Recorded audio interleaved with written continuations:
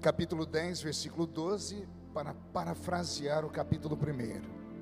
Está escrito assim: E então me disse: não temas, Daniel, porque desde o primeiro dia em que aplicastes o coração a compreender e a humilhar-te perante o teu Deus, foram ouvidas as tuas palavras, e por causa das tuas palavras é que eu vim. Feche a Bíblia, coloque no banco, na cadeira. Como nós quebramos já alguns protocolos, vamos quebrar só mais um. Pegue na mão de quem está do seu lado aí. Isso, e aperte a mão dessa criatura com carinho até ela falar aleluia.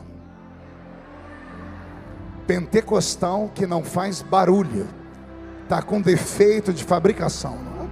Vamos orar?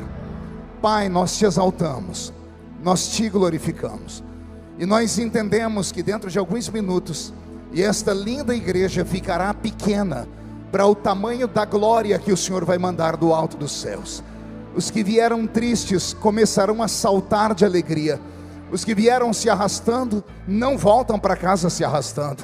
Hoje voltarão voando nas asas de um novo tempo. E antes que eu comece a revelar os seus segredos, cerque esta igreja com a sua glória. E num raio de 5 quilômetros, onde houver um demônio alojado, eu dou a esses demônios segundos para sumirem da taquara, porque se não sumirem, serão queimados pelo poder da sua glória, que aqui será derramada.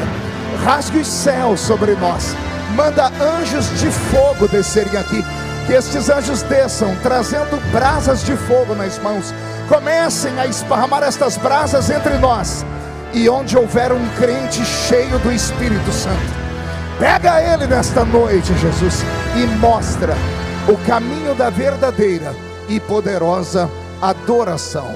Fala conosco, fica conosco, é o que eu te peço agora. E toda a igreja diz: os que podem, tomem seu assento aplaudindo a Jesus, porque Ele é bom, porque Ele é maravilhoso. Querida igreja, noiva do Cordeiro, simpatizantes da nossa fé, amigos que vieram de perto, de longe, que nos assistem em casa, santos obreiros que estão aqui à minha retaguarda. Pregar no livro do profeta Daniel é um desafio. Daniel é o nosso João do Velho Testamento, tanto que aqueles que gostam de estudar escatologia bíblica, quando vão ler Apocalipse, são obrigados a passear pelo livro do profeta Daniel. Daniel é um desses personagens da Bíblia que quem lê se apaixona por ele, se apaixona pela história dele, se apaixona pelo que ele recebeu de Deus. E detalhe, ele não recebeu num tempo de bênção, não recebeu num tempo de alegria. Daniel recebe algo de Deus no momento de muita provação. Israel vivia um momento de juízo. Diga comigo, juízo. Vivia um momento de juízo divino. O próprio Deus, o Deus de Abraão, depois de passar por centenas e centenas de anos, tentando trazer o coração de Israel para perto dele, tentando fazer com que eles o amassem de verdade, não conseguiu. Deus sempre tinha que dividir o amor de Israel com os postes ídolos, que aqueles judeus que saíram da Mesopotâmia antiga arrastaram para dentro de Canaã. Quem conhece a história sabe do que eu estou dizendo. Depois do período de 430 anos, no meio da península do Sinai, aprisionados no meio do deserto, aquele Israel que tinha tudo para adorar a Deus, entram na Canaã, na terra sagrada e esperada, e ao invés de cultuarem ao Deus vivo, tiram do meio das suas roupas, dos objetos que seus velhos pais trouxeram do Egito, imagens de Baal, Astarote, Azera, Marduk, os deuses antigos daquela terra pagã. E eu imagino Deus olhando do céu e não conseguindo compreender muito bem o que estava acontecendo. Porque uma coisa é você ficar no meio do deserto e ser abandonado. Outra coisa é no meio do deserto você viver como se estivesse em um oásis. Uma irmã entendeu, deu glória a Deus. Eu vou tentar falar de novo. Uma coisa é você viver no deserto abandonado. Outra coisa é estar num deserto parecendo que está em um oásis. Porque o deserto para os judeus não era deserto, era um passeio. O deserto era deserto para os beduínos. Para os beduínos, durante a tarde, o sol chegava a 54 graus na sombra. Para os judeus, no meio do mesmo pico de horário, eles é como se estivessem dentro de um carro com o ar-condicionado ligado, porque o Senhor havia colocado uma nuvem sobre eles, para que o sol não queimasse a pele deles. Para os beduínos, na calada da madrugada, o mesmo ambiente que chegava a 54 graus na sombra à tarde, fazia menos 3, 4, 5 graus. Então era para os ossos baterem, os queixos ficarem trincados. Mas para Israel, era como se estivessem durante o dia, porque à noite, aquela nuvem que fazia sombra durante o dia, acendia um calor durante a noite. E a bondade de Deus era tão meticulosa, que o fogo que era aceso à noite não iluminava, porque senão atrapalharia o sono deles. Era um fogo que só aquecia. No deserto, onde não tem água potável, 3 milhões de pessoas, não eram 30 mil pessoas, nem 300 mil pessoas, quase 3 milhões de pessoas que ficaram 40 anos no meio daquele deserto, sem ter encanamento de água potável, nunca passaram sede. O dia que ameaçaram passar sede, Deus criou uma rocha e colocou pernas nela. O nome dela era Rocha de Meribá. Depois que Moisés tocou naquela pedra, para onde Israel ia, quando olhavam para trás, a Rocha de Meribá estava atrás deles. E só para os desavisados, a Rocha de Meribá está aqui nessa noite. Ele diz: eu sou a fonte da água da vida. Quem beber da água que eu tenho para dar, nunca mais tem sede. Alguém já bebeu dessa água? Então como é que você que bebeu dessa água consegue ficar me olhando com essa cara feia, parecendo que foi batizado num pote de vinagre? Quem bebeu dessa água precisa estar alegre, principalmente numa conferência como essa. Posso ouvir mais um grito de glória a Deus? Pois bem, era esse Israel que o Senhor tirou lá da península do Sinai, os colocou dentro de Canaã, e por um período de quase 300 anos, no período dos juízes, Israel ficava levantando e caindo como um bêbado. Caíam aos pés do Senhor em oração, quando Deus autorizava que os heveus, heteus, girgazeus, os cananeus e todos os eus daquela época viessem contra eles em juízo. Aí quando Deus ouvia eles orarem, o Senhor tirava o juízo e mandava bonança. Quando vinha a bonança, que eles podiam adorar a Deus, eles trocavam a Deus por causa de Baal, e ficavam nessa história, levanta e cai, por quase 3 séculos. Então aprove a Deus levantar profetas maiores e menores, para dizer a eles: chegará um tempo em que vocês vão me procurar e não vão me achar. Chegará um tempo em que vocês vão querer e não vão ter. Chegará um tempo em que eu vou tirar vocês dessa terra, e vocês serão escravizados. Daniel vive neste período, no período em que a paciência de Deus se esgotou, no período em que o cálice da ira de Deus foi derramado. Então Deus permite que o rei de Babilônia venha contra o povo judeu, e não apenas o humilhe, não apenas o prenda, mas destrói todas as suas bases. A principal base do povo hebreu não eram os seus palácios, mas era o seu templo, o seu santuário. Nabucodonosor, um homem grande conquistador, por isso teve o maior império do seu tempo, sabia como conquistar as nações. As nações que tinham regime monárquico, bastava ele mandar o seu exército, e o exército ia direto para o palácio, porque uma vez que o rei está preso, todo o povo se ajoelha. Mas Israel não era um reino monárquico, era um reino teocrático. E ele estudou muito bem a tradição e a cultura dos hebreus, e ao invés de mandar os seus soldados para o palácio de Israel, ele manda para o santuário. E lá no santuário ele assassina todos os homens que ali trabalhavam, todos os sacerdotes e levitas que faziam parte do culto do santuário. E nesse período, depois que os sacerdotes são assassinados, a fé de Israel se esmorece, eles perdem a força, porque no coração deles, se Deus não protegeu a casa dele, a casa deles também não será protegida. E aí Israel é arrastado para dentro de Babilônia no século VI a.C. E na primeira leva de presos foram 1 milhão de judeus acorrentados. E no meio desta leva está o menino Daniel. Junto com ele seus 3 primos, Ananias, Misael e Azarias, que a igreja insiste em chamar de Sadraque, Mesaque e Abidnego. Quem conhece um pouco de cultura bíblica, nunca vai dar ênfase a esses 3 nomes, porque são nomes de adoração aos deuses pagãos. Os nomes dos hebreus eram nomes de adoração ao Deus vivo. Daniel, Ananias, Misael e Azarias são selecionados no meio da leva de 1 milhão de hebreus, porque são meninos que vêm da aristocracia. Eles têm sangue azul, eles são letrados, eles conhecem ciências, eles conhecem astronomia, porque era isso que se estudava no Oriente Médio. Então o rei Nabucodonosor manda um chefe dos eunucos separar um grupo de meninos, para que esses meninos que têm a cultura hebraica na ponta da língua, também sejam versados nas línguas dos caldeus e possam trocar figurinhas, trocar informações, trocar experiências. Mas lembre-se, mesmo morando dentro do palácio do rei, Daniel é um escravo. Diga comigo, escravo. Aqueles que estão prestando atenção na minha pregação não podem perder isso de meta.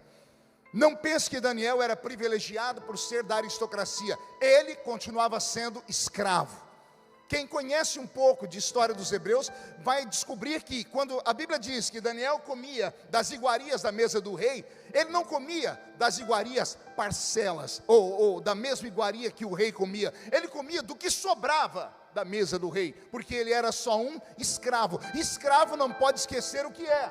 Escravo é escravo. Quando a Bíblia diz que ele bebia do vinho do rei, não é que o rei abria uma garrafa, colocava um pouco na taça dele e um pouco na taça de Daniel, e eles brindavam. Não, Daniel bebia do vinho que sobrava da mesa do rei, ou pelo menos deveria beber, ou pelo menos deveria comer, porque Israel está debaixo de juízo. Deus não está olhando para eles. Em tempo de juízo, Deus fecha os lábios, Ele não fecha os olhos, mas Deus trava os ouvidos, porque por um período de 70 anos, quantos anos eu disse? Por um período de 70 anos, anos predestinados, anos profetizados, Israel deveria sofrer sobre a chibata do rei ou do imperador de Babilônia. Israel deveria ser humilhado. Deus só conseguiria curar Israel da idolatria se eles sentissem falta dele. E 70 anos eram quase 2 gerações. Era a maneira de Deus dizer: quem entrou raramente vai sair. Tanto que daqueles que foram levados para a Babilônia, apenas 3 ou 4 sobreviveram. Entre eles o profeta Ageu, que quando foi levado menino para o cativeiro, ele consegue retornar e ver o templo sendo reconstruído, ou as pessoas abandonando a construção do templo, e ele vai dar uma prédica muito linda, uma outra pregação que quem sabe uma outra vez eu venho aqui falar sobre isso. Mas a maioria dos que foram levados para dentro de Babilônia morreram ali, porque Deus queria purificar aquela geração, e Deus queria que a geração aprisionada ensinasse a geração que nasceria ali, que eles nunca poderiam trocar Deus por um quimba de cigarro fumado, não deveriam trocar Deus por uma pedra, não deveriam trocar Deus por qualquer coisa que seja, porque os ídolos daquelas terras pagãs tinham olhos mas não viam, tinham ouvidos e não ouviam, tinham boca e não falavam. O Deus de Israel vê, fala, ouve e faz. Ele faz, Ele é grande.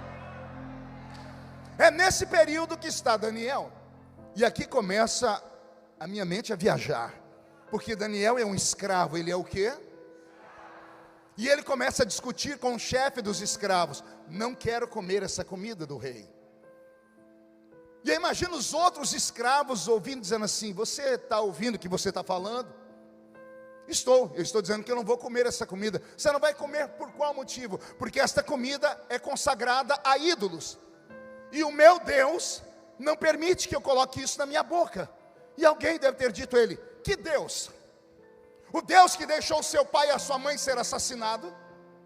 O Deus que deixou Jerusalém ser queimada? Você sabe por que a Bíblia fala que Jerusalém foi queimada? Porque nos tempos de glória do rei Salomão, algumas ruas de Jerusalém eram pavimentadas com ouro, bronze e prata. As 12 portas da muralha, elas tinham engates de ouro, prata e bronze. Todos os imperadores que vinham em Jerusalém, eles queimavam para que a prata, o ouro e o bronze fosse derretido e colocado sobre carrinhos, e os burros levassem embora. Por isso Jerusalém foi queimada, não só uma vez, mas 27 vezes ao longo da história. E eu imagino alguém dizendo: calma aí, Daniel, você está querendo respeitar um Deus que deixou a própria casa dele ser queimada, um Deus que deixou a sua mãe e o seu pai serem assassinados, um Deus que deixou ser destruída a nossa religião, a religião judaica, O Deus que deixou ser destruída a cidade de Davi. É isso que você está dizendo? Você continua sendo fiel a um Deus que nos abandonou, que virou as costas para nós? Eu imagino Daniel dizendo: não importa o que estamos vivendo, o que foi plantado aqui dentro é que eu devo adorar a esse Deus, quer seja na montanha, quer seja aqui no vale.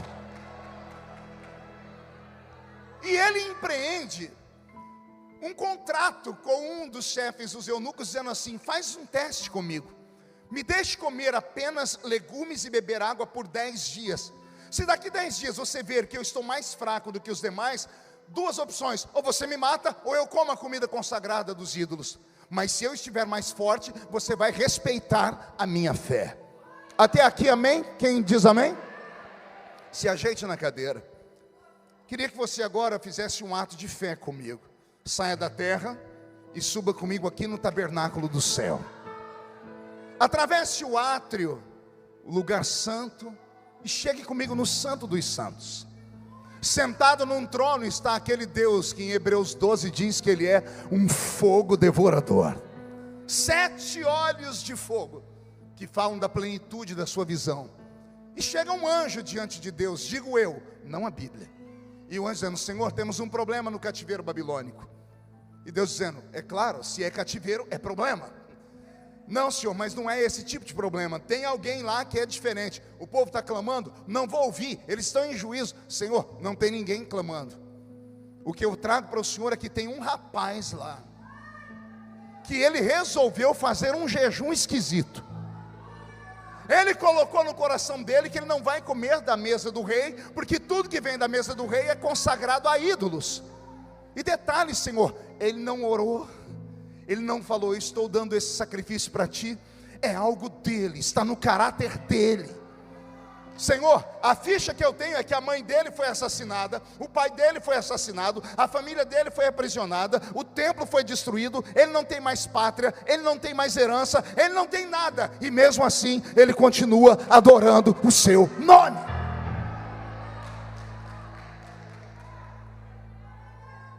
No livro de Jó, a Bíblia diz que Jó provocou Deus. Quando eu vejo Daniel fazendo isso aqui, eu vejo um garoto, não sei se ele fez de cabeça pensada, pastor Silas, ou se foi algo inato. Ele acabou provocando Deus, porque ninguém ganha de Deus em generosidade. Anote isso na sua cabeça, porque é uma sentença eterna: ninguém ganha de Deus em generosidade. Se você que é um ser humano de bem, alguém te empresta alguma coisa, você não vê a hora de devolver, você não vê a hora de pagar suas contas. Quem é de bem é assim, não gosta de ficar devendo nada para ninguém, até porque é um texto bíblico que diz isso: a ninguém devais nada a não ser o amor. Imagine o Criador do universo, você dá 1 para ele, ele te dá 30, você dá 1, ele te dá 60, você dá 1, ele multiplica por 100. Você diz: eu te amo, e ele não diz, ele mostra que ele te ama. Ninguém ganha de Deus em generosidade. Todavia Deus enviou um juízo, a nação está sob juízo, e Deus não pode interromper o juízo, porque Ele determinou o ano do juízo, 70 anos de prova. Mas tem uma pessoa, no meio de um cativeiro de 1 milhão de pessoas, que acabou fazendo algo que mexeu com a estrutura cósmica. Deus não pode ficar devendo para aquele homem. E como ele fez algo que nenhum dos outros aprisionados faz, Deus faz algo por Daniel que ele nunca tinha feito por ninguém. Eu li a Bíblia mais de 30 vezes de capa a capa, leio ela desde criança. Eu já vi Deus ungir olhos de profeta, já vi Deus ungir ouvidos de profeta, já vi Deus ungir os lábios de profeta, já vi Deus ungir pés de profeta e fazer profeta correr mais do que uma carruagem no meio do deserto. Já vi Deus ungir mãos de profeta, já vi Deus ungir o sopro de um profeta para trazer um morto de volta à vida. Mas o que Deus vai fazer com Daniel, Deus nunca mais fez com ninguém. Deus ungiu o cérebro de Daniel. Difícil entender, né? Vou falar de novo. Deus ungiu o cérebro de Daniel. Não sei se ele estava acordado ou dormindo, se foi de manhã, de tarde ou de madrugada. Eu sei que Deus saiu do céu com a sua mão, tocou no cocoruto de Daniel, aqui atrás onde está o nosso cerebelo, que é o HD de informações e de memórias que o ser humano tem, onde está alojado o espírito do homem, porque o espírito do homem, a sua psique, está alojado bem aqui no cocoruto. Deus vai com o seu dedo poderoso, toca no cérebro de Daniel e dá um choque na mente dele. E Deus transforma Daniel no homem mais sábio que o mundo já conheceu. Pastor, não, tem Salomão. Salomão era inteligente, mas não chegava aos pés de Daniel. Um dia Deus vai repreender uma criatura de quinta grandeza, que é um anjo que ele criou de maneira especial. O nome dele era Lúcifer. Lá no livro de Ezequiel, capítulo 28, se não me falha a memória, verso 3, o Senhor vai falar com Lúcifer sobre a grandeza da sua criação, e Deus diz a ele assim: porquanto eu te fiz, Lúcifer, mais sábio do que o meu servo Daniel. Eu vi um meu Deus aí, é meu Deus mesmo. Imagina, Deus está conversando com uma criatura de quinta grandeza, o querubim dos querubins, o anjo que tinha tanta lábia que arrancou 1/3 dos anjos do céu para se revoltar contra Deus. Pense na habilidade que ele tinha. Aí Deus vem e diz assim para ele: você só é mais sábio do que uma criatura que eu fiz, Daniel. Deus tocou no cérebro de Daniel e deu um choque. Pergunte a mim, o que aconteceu, pastor? Só falo se todo mundo perguntar. A ciência moderna diz que o ser humano usa no máximo 10% da sua capacidade mental. Quem já leu sobre isso? 10%. Sobram 90% da nossa massa cinzenta que nós não conseguimos acessar. Os nossos neurônios acabam morrendo com o tempo, que nós não conseguimos ligar eles. Não dá para fazer as sinapses que nós gostaríamos de fazer. De vez em quando escapa um ou outro. De vez em quando nasce um Victor Hugo, de vez em quando nasce um Leonardo da Vinci, de vez em quando nasce um Stephen Hawking, um Einstein, mas é raro. O que esses seres humanos têm que a maioria de nós não temos? O cérebro deles trabalha muito mais rápido, fazem equações matemáticas, fazem equações de semântica extremamente mais rápidas do que nós. Eles veem o que ninguém vê, eles acabam fazendo aquilo que ninguém faz, por isso são chamados de gênios. Esses gênios não nascem à toa, nascem para revolucionar o seu tempo. E já me subiu um arrepio no alto da coluna aqui, porque já que estamos no primeiro dia da conferência Romper, e sempre no primeiro dia eles trazem o pregador mais ruim, né? É porque o restante, os melhores, vem depois. Então hoje é só para te deixar com água na boca. Eu estava vindo para cá e o Senhor falou para mim: filho, avise o povo que eu vou romper. Eu falei: o Senhor vai romper com o quê? Vou romper com a normalidade da vida deles. Eu vou fazer nessa noite o que eu fiz no passado. Eu não vou ungir os ouvidos, nem os olhos, nem a boca, nem a carteira deles. Eu vou ungir o cérebro desse povo. Eu vou colocar o meu dedo na massa cinzenta deles e vou despertar. E quando o cérebro deles começar a funcionar além da normalidade, ninguém mais vai segurar esse homem, ninguém vai mais segurar essa mulher. Eu quero saber se alguém acredita nessas loucuras de profeta. Então não dá um grito não, por favor, dá um berro de glória a Deus naquele céu.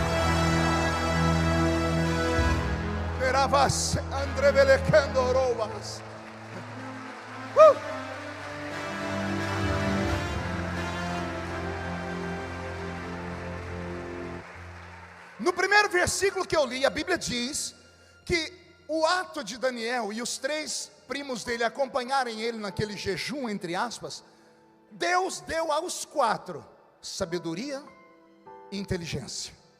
Deus deu a eles conhecimento. Aí a Bíblia destaca Daniel, porque a ideia foi dele. Aí a Bíblia diz: mas para Daniel,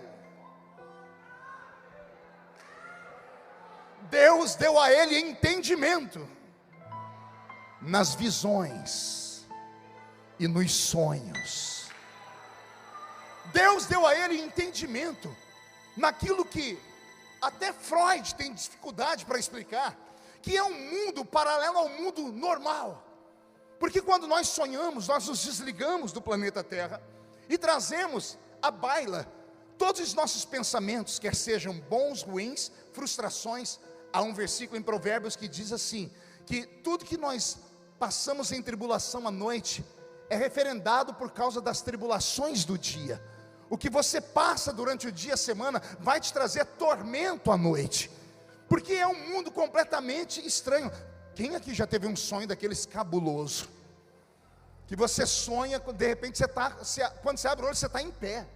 Você sente o gosto da comida na boca, você sente o cheiro do perfume, você sente o toque da pessoa. É uma coisa anormal. Aí a Bíblia diz assim, que Deus deu a Daniel, além de conhecimento, além de sabedoria, além de inteligência, Deus deu para ele habilidade com coisas metafísicas. Essa palavra às vezes choca, eu vou te chocar mais ainda. Deus transformou Daniel em um homem sensitivo. Pode ver que está diminuindo mais ainda os glórias a Deus, e eu já esperava isso, porque nós crentes assembleianos nos esquecemos da nossa raiz. A nossa raiz não é a cultura humana, a nossa raiz são revelações, são sonhos, são poder, autoridade e unção. Quando a igreja de Corinto, uma igreja habilidosa, criada por gregos que tinham habilidade com filosofia e todas as ias do mundo antigo, foram dizer para Paulo, quando você veio aqui e fundou esta igreja, nós só cremos em você por causa das palavras que você falava, você era muito sábio. Paulo os repreendeu dizendo, quando eu fui ter convosco, nada do que eu vos falei foi em sublimidade de palavras de sabedoria humana. Eu fui ter convosco e convenci vocês por causa da unção, por causa da graça, por causa da glória, da revelação e do poder de Deus que há em Jesus Cristo. Quando eu vejo Daniel receber estas habilidades extrasensoriais, agora não teve glória a Deus nenhum. Você viu que começou a diminuir? Porque essas palavras chocam e ferem os nossos ouvidos modernos. Porque todas as vezes que vocês ouvem essas três palavras que eu falei aqui, sobre coisas metafísicas, extrasensoriais, ou alguém sensitivo, você já lembra do Centro Espírita na Mesa Branca, lá do Allan Kardec. Ou você lembra do último filme, ou da última série que você assistiu na Netflix, sobre coisas paranormais. Ou você se lembra de coisas que você ouviu falar lá da Umbanda. Você só se lembra de Zé Pilintra, Zé Pilantra, Exu Caveira, Tranca-Rua, Preto Velho, e esse povo todo. E você se esquece que a origem está em nós. Vou falar de novo. Nós somos o poder original. O diabo só faz imitação barata. Vou falar de novo. Quando você vê alguma coisa acontecer em um terreiro de feitiçaria, tudo o que acontece lá é mera imitação do que um dia nós já fomos aqui. Ah, pastor, mas lá descem espíritos, e aqui não desce não. Tem um espírito que além de descer, ele veio morar dentro de nós. E ele é diferente dos espíritos que descem lá naquele terreiro. Os espíritos que descem naquele terreiro só descem sobre cavalo, e cavalo só sabe dar coice. O espírito que desce aqui, desce sobre ovelhas, ovelhas do pasto do sumo pastor. Roberto, mude a música para mim, filha. Deus deu ao homem natural 5 presentes. Nós chamamos esses presentes de habilidades ou de sentidos. São eles: visão, audição, olfato, paladar e tato. Vamos lá? Vamos repetir? Deus deu ao homem 5 habilidades ou 5 sentidos. São eles: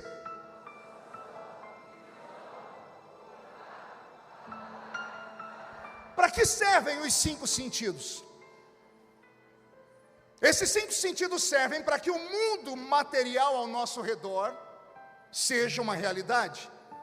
Quando eu cheguei aqui hoje na igreja da Taquara, o pastor Silas me deu um abraço, e quando ele me abraçou, eu senti o cheiro do perfume dele, graças ao meu olfato. E ele não usa perfume do Avon. Deus livrou a gente daquela porcaria do almíscar. Aquele é um perfume que o anticristo vai usar na grande tribulação, para os desviados que ficaram. Deus deu um livramento. É um perfume fora do normal. Por que eu senti o perfume? Por causa do meu olfato. Eu só enxerguei a roupa bela que a pastora Raquel está usando por causa da minha visão. Eu só me alegrei nos louvores aqui que foram cantados e tocados por causa da minha audição. Eu só sinto a densidade desse púlpito por causa do meu tato. E no fim do culto, em nome de Jesus, porque aqui não vão me tratar igual anjo. Os irmãos convidam a gente, fala, pode vir que nós vamos cuidar do irmão igual cuida de um anjo. Anjo não come, não dorme, não descansa, não toma banho. Não. Vou ser tratado como ser humano. E aí eu vou experimentar uma boa comida por causa do meu paladar. Então escute, 5 sentidos para que o mundo físico seja real. Repita comigo esta frase: 5 sentidos para que o mundo físico seja real. Por favor, não caia da cadeira e não me chame de herético. Para alguns seres humanos, Deus deu um sentido a mais.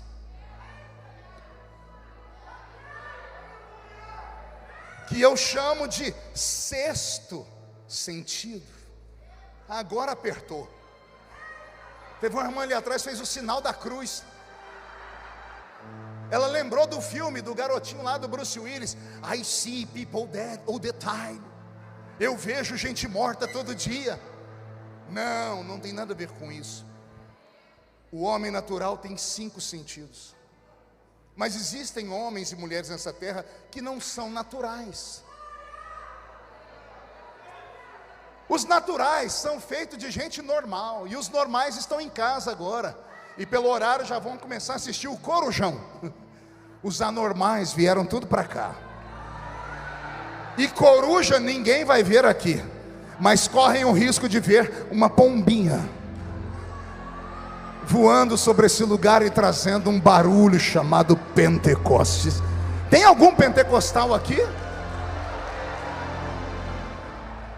Ao homem espiritual, Deus deu um sentido a mais. E para que serve esse sentido a mais? Ele tem a mesma função dos outros 5, só que os outros 5 lidam com a matéria.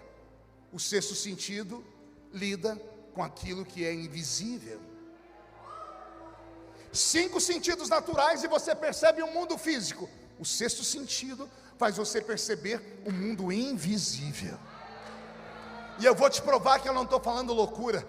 Eu estou pregando para a Assembleia de Deus. Quem aqui já foi fazer visita para alguém com a Bíblia debaixo do braço? Vou orar por uma pessoa. Quem já foi? Quem, quando chegou na casa da pessoa, tocou a campainha, bateu palma, quando abriram a porta, você colocou o pé dentro da casa, subiu um arrepio que foi até aqui na cabeça? Por que você se arrepiou? Era ar-condicionado lá dentro? Não, você ficou gripado. Não, é porque antes de entrar naquele lugar você orou. Ao orar você ativou o seu espírito. Como você foi em nome do Senhor Jeová, Ele tocou no seu cérebro e expandiu o seu espírito. Você entrou ali, a carne foi só o veículo, mas quem estava entrando era aquilo que você é. Você não é carne, você tem carne, você é um espírito. Eu aprendi desde criança, lá na escolinha dominical, que o crente tinha um espírito. E não é verdade. Eu não tenho um espírito, eu tenho um corpo. Porque o verbo ter é passageiro. Eu tenho esse sapato, quando ele rasgar eu não tenho mais. Então eu não tenho um espírito, porque se eu tivesse ele hoje eu posso perdê-lo amanhã. Eu tenho um corpo. E daqui a pouco, se eu morrer, esse corpo é comido pela terra, pode ser cremado, jogado nas águas. O que eu sou é eterno. Eu sou um espírito que habito dentro de um corpo.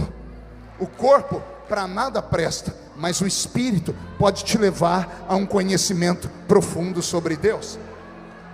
É muito simples ver quem é espiritual e quem não é na igreja. É só você ver durante o culto a reação dos crentes. Todos que estão aqui entraram na igreja, mas nem todos conseguiram entrar no culto ainda. Vou falar de novo.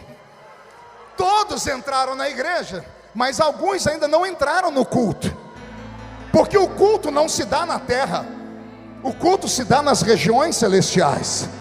Paulo ensinou isso. Quando vocês se ajuntam, nada acontece. Mas quando vocês se ajuntam, e uns têm salmos, louvores, e outros têm testemunho, aí você sai da terra e entra nas regiões celestiais.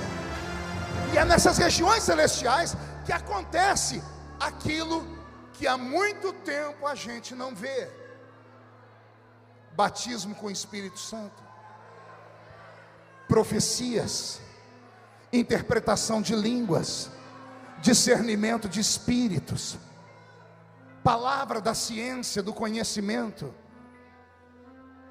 dons de operação de maravilhas. Por que esses sinais e esses dons estão desaparecendo?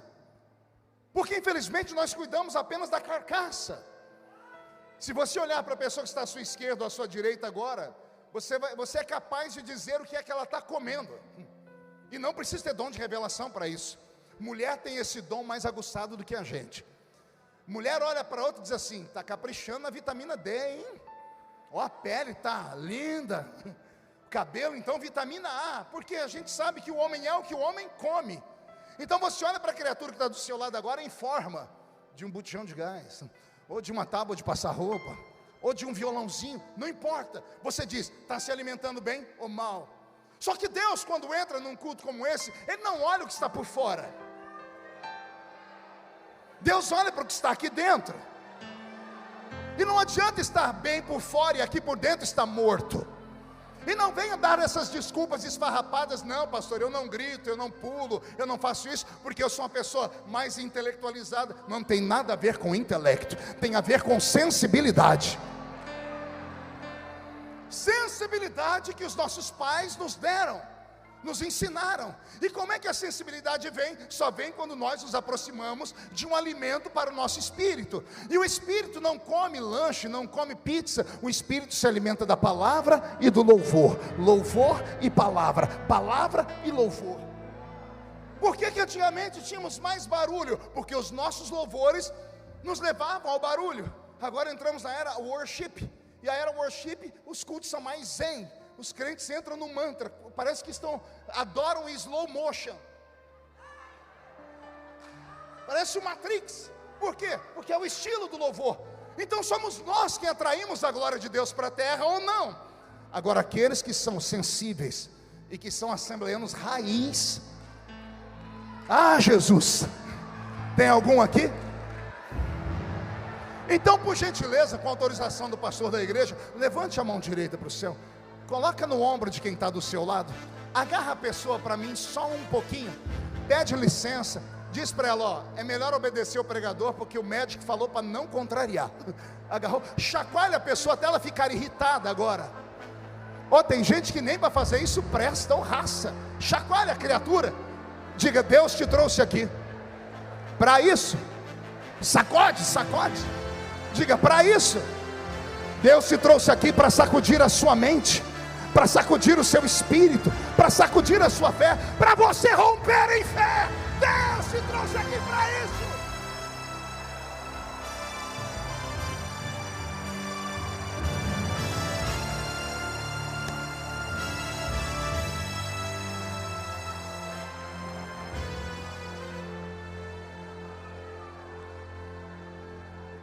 A Bíblia diz que aquele que é espiritual não é discernido por ninguém, mas ele discerne tudo. Deus te trouxe aqui para romper esse céu de bronze que está sobre a sua vida, essa folga evangélica que você tem vivido, que pensa que está entrando na igreja, está entrando num teatro. Aqui não é um teatro. Aqui não é um cinema onde você escolhe o que quer assistir. Aqui não é um show de stand-up. Aqui ainda é um quartel-general. Eu não venho numa campanha como essa para sair só dizendo eu gostei. Eu venho numa campanha como essa para sair por aquela porta, agarrar o diabo pelo chifre, esfregar o focinho dele no chão, chutar ele para o inferno e dizer a ele: eu sei quem eu sou em Cristo.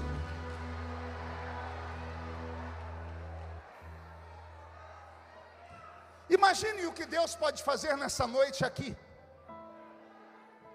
Imagine se o que eu estou pregando criar vida em você, e você provocar Deus, e Deus vir e tocar a sua mente. O mundo, principalmente o mundo moderno, ele sofreu uma alavancada. A tecnologia, da noite para o dia, fez morrer muitas profissões, e fez nascer profissões novas, tanto que a nossa geração tem dificuldade para lidar com isso. E esse mundo moderno só foi mudado por causa de ideias. Diga comigo, ideias. Ideias que geralmente não nasceram em grandes centros, em grandes universidades, nasceram em garagens de carro, como a invenção do Google, como a invenção do Waze. Eu descobri dia desse que o Waze foi criado por um judeu, na verdade 2 meninos judeus, brincando. Ideias. Uma ideia fez esses meninos ficarem bilionários da noite para o dia. É sobre isso que eu estou falando para o ano de 2022, para a sua vida. Porque se você for fazer um cálculo da sua história, você não precisa que Deus abra uma porta, você precisa que Deus mude a sua história. Quer ver? Quem aqui tem filhos? Quem tem mais de um? O bom assembleiano não cria família, cria tribo, né? Ninguém abaixa a mão, é um monte de filho. Quem quer que os seus filhos terminem os anos na melhor faculdade do Rio de Janeiro? Então tem 2 notícias para você. A primeira é: se o seu filho não for um gêniozinho,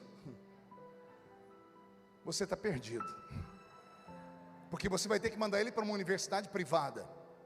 Você sabe quanto custa estudar um filho hoje? De 5 a 6 anos em uma faculdade? No mínimo R$300 mil. Quantos filhinhos você tem? Multiplica por 300 mil. Você é bom de cálculo? Põe num cantinho da cabeça aí. Quem aqui quer morar numa casa bonita? Num apartamento chique? Qual o valor da casa que você quer morar? Um ali levantou 5. Minha casa, minha vida. Sonha grande pelo menos. Quem quer morar numa casa grande? Qual o valor? Qual o valor? Isso. Você é bom de matemática? Soma aí a faculdade dos filhos mais o valor da casa. Qual o valor do carro que você quer ter? Teve um ali que fez assim: é Fusca, miserável. Não, é 2 milhões, é um Tesla. Entendi, Tesla, 2 milhões. Some o valor do carro, da casa e do estudo dos filhos. Qual é a sua dívida hoje? Para você se ver livre das dívidas, quanto você precisa? Não me fala, porque senão eu vou desviar. Soma tudo. Você é empresário, microempresário, quanto você precisa para dar um upgrade na sua empresa? Soma também. Somou tudo, dá um subtotal. Divide pelo salário que você ganha por mês. Você vai ter que trabalhar quanto tempo? Jesus vai voltar. Nós vamos para as bodas do Cordeiro. A gente vai voltar com Jesus lá em Jerusalém, ele sobre o Monte das Oliveiras. Ele vai instalar aqui na terra o reino milenar dele. E depois de 1000 anos você ainda vai estar pagando as contas. Então você não precisa de uma porta aberta, você precisa romper. E como é que eu vou romper, pastor? Só tem um jeito: é Deus tocar o seu cérebro. E Deus te dá uma ideia. Você não precisa de 2, não precisa de 3, uma única ideia, e a sua vida muda da noite para o dia. Vou repetir: se Deus visitar você na calada dessa madrugada e te der uma ideia, aqueles que até hoje te olharam de cima para baixo para te enxergar depois de amanhã, vão ter que comprar um par de binóculos, porque você vai estar voando acima das nuvens.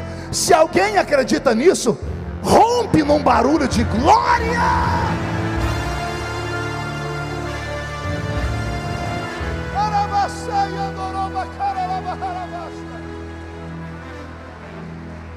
Ei, pode parecer loucura. Alguns podem até dizer que eu estou abusando das suas emoções. Deixe os incrédulos sempre darão uma desculpa. Aquele que crê sempre dá um jeito. Quem não crê sempre vai arrumar uma desculpa, sempre.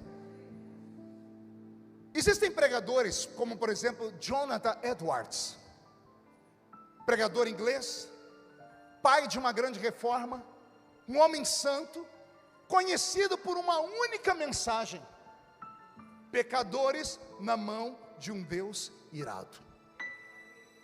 Se alguém aqui que é estudante de teologia, se conhece outro sermão de Jonathan Edwards, me diga aí. Gente que estuda teologia e se inspira nesse povo. É um pregador de uma única mensagem, Silas. Uma única mensagem. Ele não precisou de duas para impactar o mundo. Uma única mensagem. Um historiador, biógrafo dele, diz que ele estava num culto, orando porque ele queria um avivamento lá em Londres. E no culto em que ele pegou pecadores na mão de um Deus irado, a unção foi tão terrível, não foi forte, foi terrível, que os crentes levantavam os pés do chão, porque sentiam o inferno dentro da igreja. Aquelas damas da alta classe de Londres se agarravam aos pilares da igreja com os seus chapéus e batiam a cabeça, implorando por Deus, por misericórdia. Naquele culto, naquele dia, aprove a Deus que um jornalista inglês estava ali. O jornalista foi alcançado pela palavra, e ele taquigrafou todo o texto, toda a pregação. No dia seguinte, ele publicou o texto, ou a mensagem, em ipsis literis no jornal de Londres. Quem tinha acesso ao jornal? Só os ricos. Os ricos começaram a ser impactados na leitura do sermão, chamavam os empregados e liam para os empregados. Londres foi sacudida pelo poder de Deus. Em menos de um mês, um francês ouviu falar, e francês e inglês não se dão muito bem, que havia acontecido alguma coisa em Londres por causa de um texto. O jornalista francês leu o texto e foi impactado e traduziu para o francês. A França foi sacudida. Um jornalista dinamarquês, amigo do francês, leu o texto e publicou em dinamarquês. Do dinamarquês era amigo de um escocês, publicou em escocês. E assim a Europa inteira, em menos de 6 meses, foi sacudida pelo poder de Deus. Tem mais de centenas de anos que Jonathan Edwards morreu, e eu estou aqui falando dele. Um único sermão. Imagina Deus te visitar hoje. Você, pregador, você que tem oportunidade, nem que seja lá na sua igrejinha, pastor, mas eu congrego numa igreja com 10 pessoas. Hoje você tem isso aqui, ó. Já pensou você fazer uma live com aquela pregação e da noite para o dia Deus te colocar no topo de tudo? Como isso pode acontecer, pastor? Basta um sermão. Eu estava pregando lá em Florianópolis, na ilha de São José, na igreja de um grande amigo meu, Bispo Flori. E o Bispo Flori tinha uma banda, e a banda estava cantando. E eu estava aqui embaixo, na época o Facebook ainda não era limitado, e eu filmei a música porque achei bonito. Antes do culto terminar, a música já tinha 3 milhões de acessos aqui. No dia seguinte, chegou a 22 milhões de acessos. Eu só fiquei sabendo depois, que a dona Evelise aqui da MK ficou sabendo da música, mandou chamar os meninos. E eles vieram, fecharam um contrato, e cantaram a música que hoje o Brasil inteiro canta. Como é que é a música, Roberto? Só em ti confiarei, eu nada temerei, em frente eu irei, Pois eu sei que vivo estás, e um dia voltará do céu para nos buscar, para sempre reinarás. Uma única música. Roberto, mude a música. Nesta madrugada, o senhor músico, esses meninos que estavam tocando aqui entendem de notas, salvo aqueles que tocam de ouvido. Imagine você acordar lá pelas 3 horas. O anjo das 3 ainda visita, viu, gente? Vocês conhecem ele? Quem já experimentou? Alguém vai dizer, não, isso aí é porque o seu relógio biológico foi programado. Conversa para boi dormir. É o anjo das 3 mesmo. Eu aprendi com a irmã Maria, que só tinha 2 dentes na boca, o zagueiro e o atacante. Ela era analfa de pai e beta de mãe. Meu filho, pode orar, que o anjo das 3 te acorda, e você vai orar. Imagine um anjo vir no seu ouvido, músico, e ele citar notas, e você acordar e marcar as notas, e tocar. Daqui a pouco, o Senhor pega lá do céu, uma música que é cantada lá pelos anjos, e faz você, como ser humano, gravar ela aqui na terra. Você que canta, receber a inspiração e a letra. Pastor, o que o senhor está falando? Eu estou pregando para espirituais. Estou pregando para homens e mulheres que quando esse culto terminar, vão sair por aquela porta e vão ver o que os olhos não viram, vão ouvir o que os ouvidos não ouviram, vão sentir aquilo que o coração ainda não sentiu. Um dia, Daniel acordou, não sei se sentado na cama, se ajoelhado. Eu sei que ele percebeu que havia algo diferente em Babilônia. E como ele era amigo de Deus, ele orou. E pela primeira vez, ele não ouviu nada e não sentiu nada como resposta. No final da noite, ao invés de ele dormir, entregar o jejum que ele havia feito, falar amanhã eu faço outro jejum, ele emendou um jejum. Não é o jejum de Daniel que as igrejas fazem à base de legumes, e não tem nada a ver. O negócio dos legumes foi lá no início. O jejum de 21 dias de Daniel é um jejum extraordinário. É jejum integral, é sem beber e sem comer. Ele orou o terceiro dia e não sentiu a resposta. Ele orou uma semana e jejuou uma semana e não veio resposta. Ele jejuou 2 semanas. Ele jejuou 3 semanas. 21 dias. E ele não ficou em casa trancado, prostrado, com o rosto fechado. Ele foi trabalhar. Daniel estava na beira do rio Haidekel, o rio de Babilônia. Estava ali com alguns engenheiros. Estavam mapeando o rio para criar um aqueduto para tirar água do rio e levar para a cidade. Daniel era versado em muitas ciências. Ele está em jejum, os outros não estão. Ele serve ao único Deus verdadeiro, os outros servem a todos os deuses de Babilônia. Ele não se misturou com Babilônia. Babilônia não mudou Daniel, Daniel mudou Babilônia. Está Daniel. Geralmente, me corrija se eu estiver errado, as aparições da Bíblia com os anjos são sempre de madrugada. As revelações dos profetas são sempre à noite. Deus sempre acorda o profeta de madrugada, espera todo mundo dormir e vai lá desabafar com o profeta.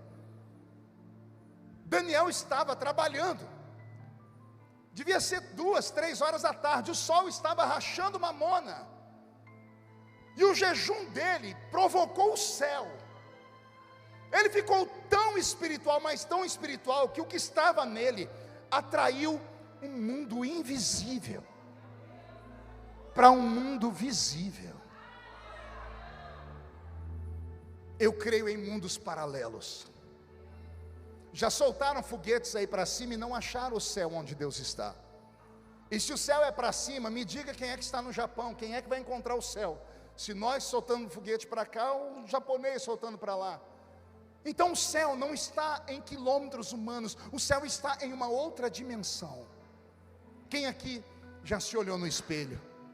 Ó, só eu.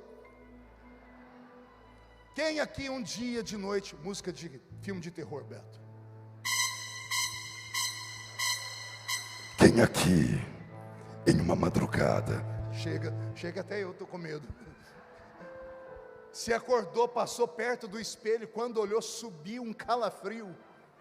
Já aconteceu com alguém? Aleluia não, mas misericórdia. Eu estava pregando há pouco tempo atrás, lá no Pará, e numa população ribeirinha, à beira do rio. Os irmãos sentam na hora de comer, não tem televisão, não tem internet, só conta história.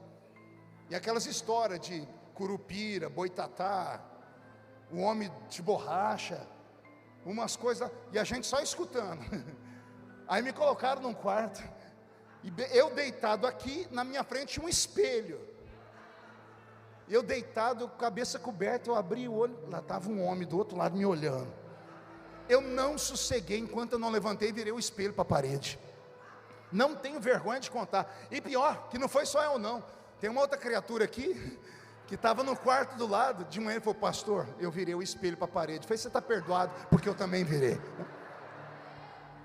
Espelho é uma coisa tão interessante, que criança pequenininha chega na frente do espelho e lasca um beijo. Vai me dizer que você nunca tentou beijar o espelho? Quem tem coragem de dizer? Só que não, que aqui é tudo importante, mas não é da roça. Porque espelho é algo extraordinário, tanto que um escritor europeu criou uma fábula chamada Alice no País das Maravilhas. Alice no mundo dos espelhos. A menina olha o espelho e ela vê um mundo lá dentro. Só que diferente de nós, ela conseguiu atravessar o espelho. E ela foi para uma outra dimensão. Há um mundo paralelo ao nosso. É como se fosse um espelho. Só que nós não conseguimos atravessar ele. Por quê? Porque é um mundo invisível.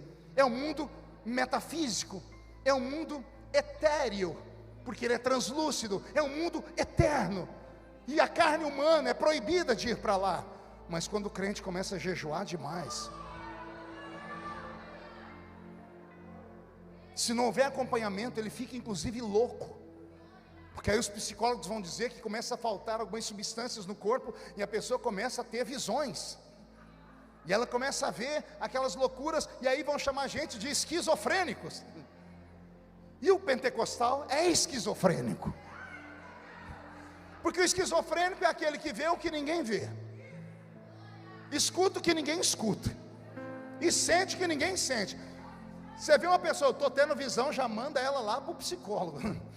A pessoa começou a ouvir voz. Você nunca viu uma propaganda da Igreja Universal na rua? Se você ouvir vozes, venha para a sexta-feira, não sei do que. As pessoas correm, porque ouve voz. A pessoa que ouve vozes, ou para nós, é louca. Se você lembra, não é, ela é louca, é esquizofrênica. Aí Paulo escreve a carta aos Coríntios, tinha que ser para os Coríntios, né? Primeira carta de Paulo aos Coríntios, capítulo 2, verso 9, ele diz: aquilo que os olhos não viram,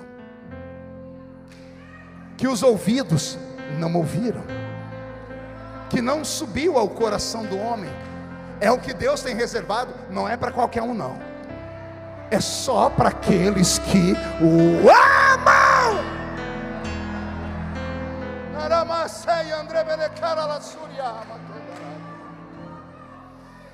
21 dias de jejum.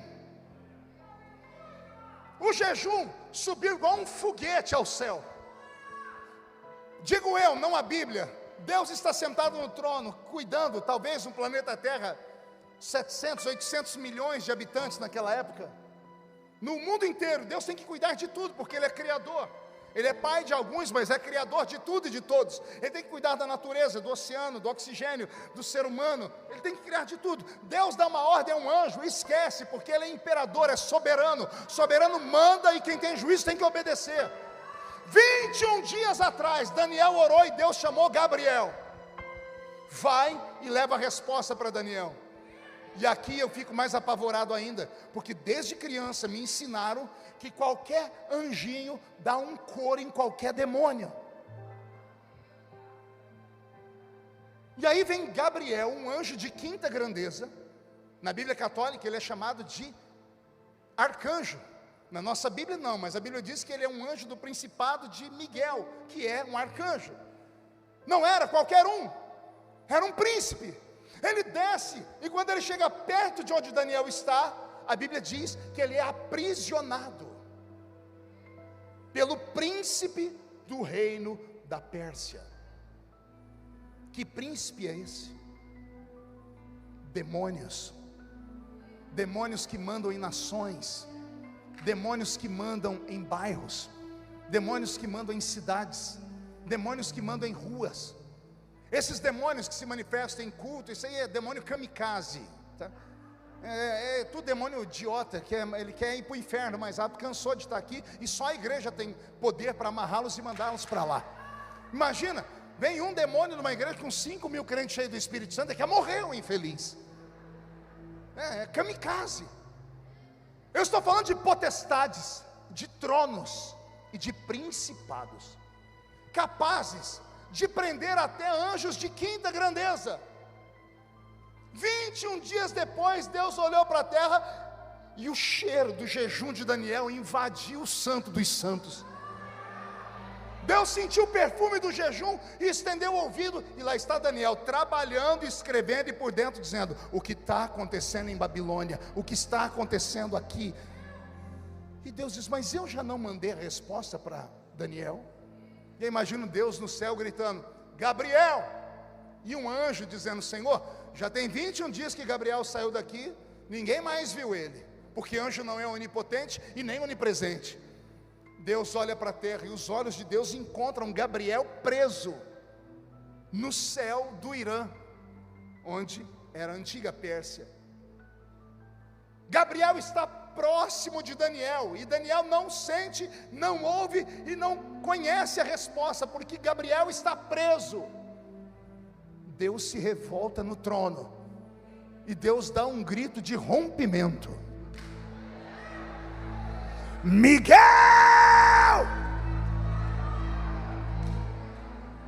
E lá vem Miguel, espada de fogo na mão. Miguel não é ministro de relações, Miguel é ministro de guerra. Militar não sabe muito pensar, ele só sabe obedecer ou mandar. Miguel é militar. Pois não, senhor, Gabriel, teu irmão, está preso. Daniel, meu filho, não para de orar. Gabriel é anjo de comunicação, ele não guerreia, mas você é anjo de guerra. Desce, solta Gabriel, porque hoje Daniel vai dormir com a resposta na sua mente. Eu não sei explicar como foi essa guerra cósmica, mas eu posso imaginar que tem demônio perdido até hoje aí pelo cyberespaço. Miguel chegou e cortou as amarras, e Gabriel desceu instantaneamente. Daniel está aqui, ó, fazendo desenhos, vendo como vai ficar o aqueduto. Os engenheiros estão aqui. Quando Gabriel desceu, abriu-se uma película, o espelho do lado de cá. Daniel não entrou aqui, Gabriel atravessou. O jejum de Daniel trouxe o céu para a terra. Vou mexer com você. A sensibilidade, o sacrifício, o jejum, em uma crença tão antiga, fez com que um anjo saísse do mundo invisível e se materializasse na frente de Daniel. A Bíblia diz que quando Daniel viu o anjo, como ele estava em jejum, acabou as forças, porque a glória de Deus é incompatível com o corpo humano. A glória de Deus é incompatível. Será que só eu cresci numa igreja vendo irmãos sendo vencidos, caídos no chão, desmaiados, arrebatados? Por quê? Porque foram vencidos, porque a glória de Deus é extremamente violenta. É como se fosse uma química quântica elevada à 13ª potência. É pior do que o urânio enriquecido. A glória de Deus é algo anormal. O sumo sacerdote só entrava atrás do véu do templo 5 vezes na vida, uma vez por ano. Até os 50 anos ele era jubilado, porque bastava 5 vezes na vida, na frente de Deus, para o corpo dele todo se perder. Alguém aqui tem algum amigo que trabalha na área da saúde, naquele lugar do hospital que tira radiografia? Você sabia que pessoas que trabalham com radiografia se aposentam mais cedo? Por quê? A radiação, quando entra no corpo deles, vai criando osteoporose, vai destruindo células. A glória de Deus é uma radiação 10.000 vezes mais intensa. Por isso, deixa eu te dizer, quando você vê Deus se manifestar na vida de um crente, se você tiver o dom de discernir espíritos e ver que é meninice, vai lá com carinho e corrige. Mas se você não tem o dom de discernir espíritos, não toca nele. Vou repetir. Se você não tem o dom de discernir espíritos, deixa a criatura lá. Você pode estar tocando numa bomba atômica, você pode estar enfiando a mão numa caixa de marimbondos, porque essas pessoas estão sentindo algo que você não pode explicar. Você acha mesmo que eu grito aqui porque quero? Ah, pastor, eu já li sua história, o senhor era cortador de cana. Isso, eu sou estudado, eu me comunico em 3 idiomas, eu escrevi 22 livros e uma enciclopédia, eu sou uma pessoa que conhece um pouquinho das letras, eu debato qualquer tipo de assunto. Mas quando eu estou num púlpito e a glória de Deus desce, eu não grito porque quero, eu sou obrigado a gritar. É uma energia, é uma graça. O corpo começa a arrepiar, vem uma coisa valente, a perna começa a tremer. O que é isso, pastor? Nós chamamos isso de poder do Espírito Santo. O que está faltando para você é isso, criatura. Não é é estudo, não é você fazer isso, aquilo, não é ler toda a enciclopédia de W.T. Tozer. É bom ler, se você pode fazer, leia. Mas o que você precisa é passar algumas horas naquela faculdade antiga, joelho no chão, jejum no corpo e crente gritando até o céu rachar. A sua oração foi ouvida desde o primeiro dia. E eu encerro aqui.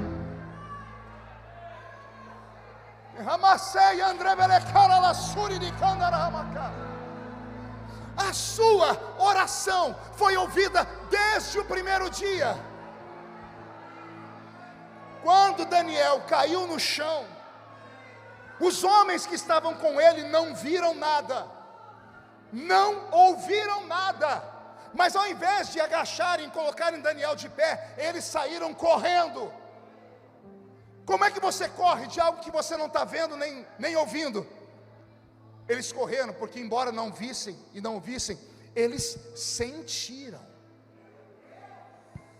Ímpios, homens não crentes, adoradores de imagem, adoradores de demônios, por causa de um crente que ali estava, eles sentiram o céu entrar, saíram correndo e se esconderam. Vai acontecer algo a partir de amanhã e eu não me responsabilizo. Quando você entrar na faculdade esse ano, não se assuste se dentro da classe, quando você entrar, começar a cair pessoa para o lado esquerdo, para o lado direito. Não se assuste se amanhã, quando você chegar no seu trabalho, as pessoas olharem para você e falarem: você vê um passarinho verde? Você vai dizer: não, foi uma pombinha de fogo mesmo que desceu lá na taquara. Não se assuste se a sua sombra levantar um paralítico. Não se assuste se você olhar para alguém e Deus te dar a ficha da pessoa completa. Não se assuste, porque Deus está tocando o seu cérebro, está despertando o seu espírito, está avantajando a sua vida extrasensorial. Daniel diz: quando eu fui ficar de pé, fiquei de quatro, porque eu fui caindo. Então o homem me colocou de pé. Seu rosto era como bronze, seu cabelo como a prata, era forte, seus olhos eram como chama de fogo. E olha o que o anjo disse para ele: Daniel, homem muito amado, a sua oração foi ouvida desde o primeiro dia, e eu vim aqui por causa dela. Daniel deve ter perguntado em espírito, porque não está escrito: e por que só agora?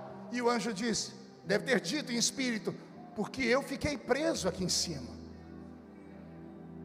Mas o Senhor mandou meu irmão Miguel, e Miguel acabou com a farra do inferno. Ouça o que eu vou te falar, porque as palavras que eu te digo agora vão virar Babilônia do avesso. E Deus revelou o futuro daquela nação para Daniel, e Daniel continuou sendo um homem espiritual.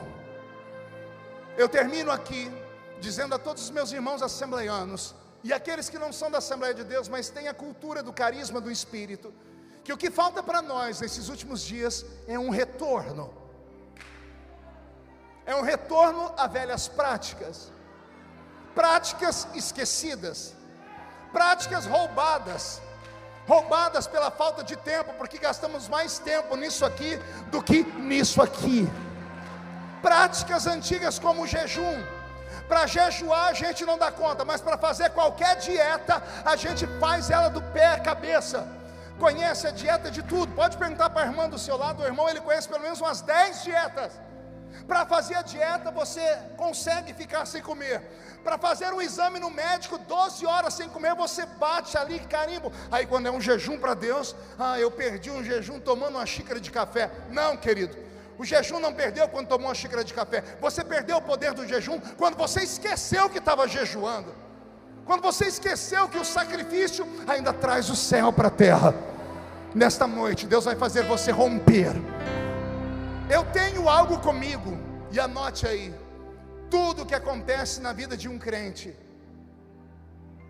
é por causa de uma falta de azeite na sua botija.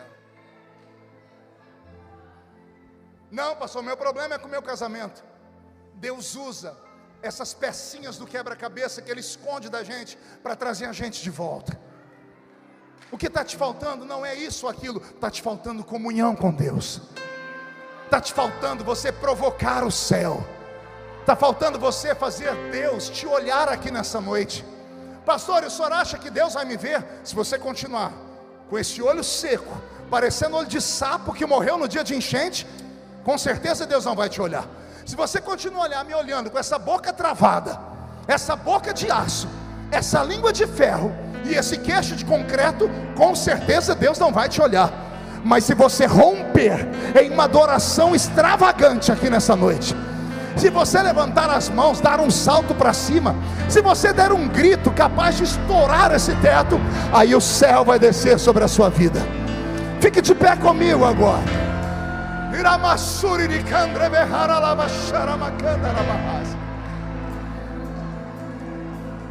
Feche os olhos.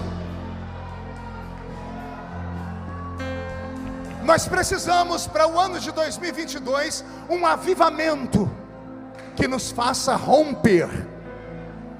Tem um homem na Bíblia, pastor Silas, que eu sou fã dele, Moisés. Moisés só começa o ministério dele porque ele viu a glória de Deus numa sarça. Se aquela sarça não fumega, Moisés não tinha tido aquele ministério. O ser humano precisa ver, precisa experimentar o sobrenatural para crer na missão dele. 20 anos depois, Moisés está na península do Monte Sinai. Miriam e Arão querem roubar o ministério dele. Israel colocou ele na parede, só reclamam de falta de pão, falta de água, reclamam porque não tem pepino, cebola, alho bravo, reclamam porque não tem cova para sepultar todo mundo. Moisés acorda antes de todo mundo e vai para a tenda da congregação, e ele diz: Senhor, eu preciso de um avivamento, eu preciso romper para continuar guiando esse povo. E o que você quer, Moisés? Eu quero ver a sua glória. Mas eu já te mostrei a minha glória lá naquela sarça. Eu quero ver a sua glória de novo. Aquele avivamento foi para aquele tempo. Eu preciso de um avivamento agora. Eu preciso de algo novo, como foi cantado aqui. Aí Deus disse para ele: então, se você quer esse avivamento, você tem que subir mais alto no monte. Sobe no alto da montanha. Está vendo aquela pedra? Fica no meio daquela fenda, porque eu vou passar de costas. Quando eu passar, eu vou tapar os seus olhos para que a minha glória não te consuma. Mas quando eu estiver de costas, você vai ver a minha glória pelas costas. Moisés saiu dali com o rosto dele brilhando. Deus te trouxe nesta noite para ungir a sua mente, para fazer o seu espírito ser expandido, e para que você retorne a ter visões da glória de Deus. Eu quero convidar você a subir comigo o alto da montanha, porque foi subir no alto da montanha, vendo a glória, que Moisés entendeu que tudo na vida dele era Deus, que a luta era Deus, que a tempestade era Deus, que a chuva era Deus, que o abandono era Deus. Porque quem está com Cristo, tudo que acontece na sua vida, ou é porque Deus manda, ou é porque Deus permite.